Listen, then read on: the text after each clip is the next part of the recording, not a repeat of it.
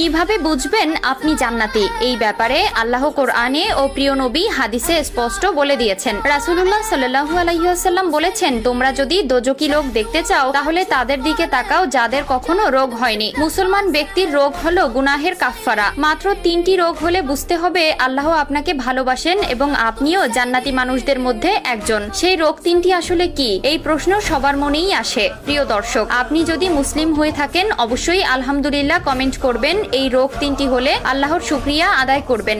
আমরা মূলত অসুস্থ হলে একসময় ধৈর্য হারিয়ে অনেক হাই হুতাশ করে থাকি। এটা আসলে ঠিক নয়। আল্লাহ হলেন উত্তম পরিকল্পনাকারী। আল্লাহ যা করেন বান্দার ভালোর জন্যই করেন। তাই আমাদের সব ক্ষেত্রে সকল বিপদে আর সকল রোগবালাইতে আল্লাহর উপর সন্তুষ্ট থাকা উচিত। বেশি কথা না বলে জানিয়ে দেই সেই রোগ 3টি কি। আজকে আমরা 3টি রোগ সম্পর্কে জানবো, যেই রোগ 3টি জান্নাতে যাওয়ার পথ সুগম করে দেয়। রোগ আল্লাহ তাআলার একটি নিয়ামত। যারা এই কথাটি বিশ্বাস করেন না তারা আজকে বিশ্বাস করতে বাধ্য হবেন। এই রোগ 3টি যদি কোনো মুমিন মুসলমানকে আক্রান্ত করে তাহলে তার জন্য জান্নাতে যাওয়ার পথ সহজ হয়ে যাবে। রোগ 3টির প্রথমে রয়েছে সর্দি জ্বর। হাদিসে বর্ণিত আছে যে এই সর্দি জ্বরের মাধ্যমে আল্লাহ তাআলা মানুষের শরীর থেকে জীবাণু বের করে দেন। যার সর্দি হবে সে কোনোদিন পাগল হবে না। 2 নম্বরে রয়েছে চুলকানি। অনেকে এই রোগীকে ঘৃণাও করে। চুলকানি রোগে প্রায় দেশের সকল মানুষই ভুগে থাকেন। হাদিসে এসেছে যার শরীর জুড়ে কম বেশি চুলকানি থাকবে সে কোনোদিন কুষ্ঠরোগে আক্রান্ত হবে না এবং শ্বেত রোগ হবে না। আর রাসূলুল্লাহ সাল্লাল্লাহু আলাইহি ওয়াসাল্লাম বলেছেন, তোমাদের মধ্যে কেউ যখন কোনো রোগে আক্রান্ত হয় তখন ধৈর্য ধারণ করে আল্লাহর কাছে সাহায্য প্রার্থনা করো, পাশাপাশি চিকিৎসা সেবা গ্রহণ করো। 3 নম্বরে রয়েছে জ্বর। হযরত মুহাম্মদ সাল্লাল্লাহু আলাইহি ওয়াসাল্লাম বলেছেন, তোমরা জ্বরকে গালি দিও না,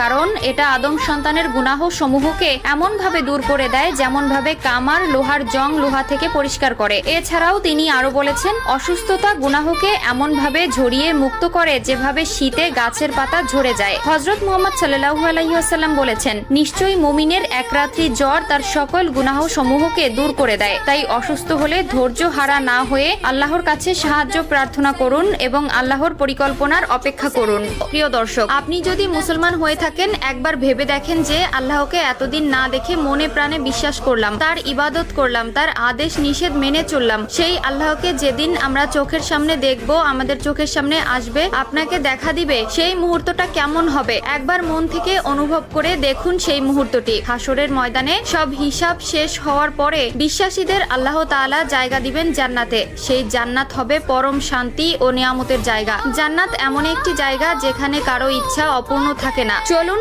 আগে জানিয়ে দেই সেই জান্নাত কি দিয়ে তৈরি। জান্নাতের মাটি হবে মেসকের গন্ধ বিশিষ্ট। মুমিনদের জন্য যে ঘর বানানো হবে তার ইট হবে স্বর্ণ এবং রূপার তৈরি। এছাড়া জান্নাতের রাস্তা হবে মুক্তার তৈরি আর ঘাস হবে জাফরানের। জান্নাতে কারো বয়স বাড়বে না।